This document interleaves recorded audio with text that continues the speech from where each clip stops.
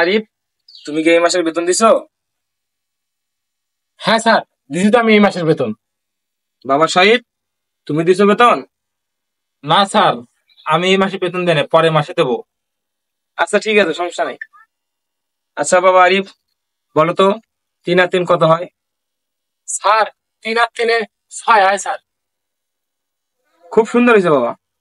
শহীদ, তুমি বলো তো 150 আর 7,95,000 কত হয়? এত সুন্দর একটা সহজ। বাবা আরিফ, এবার তুমি বলো তো বাংলাদেশের বর্তমান সরকারের নাম? Sir, doctor Yunus. তুমি বলতো এবার ডক্টর ইউনূসের দাদার বাবার নাম কি? এত সহজ একটা প্রশ্ন উত্তর পারিস না? বাবা আরিফ, এবার তুমি বলো তো 1 ঘন্টায় কয় মিনিট হয়? স্যার, 1 ঘন্টায় 60 মিনিট। এবার তুমি বলো তো 7 দিনে কয় মিনিট হয়?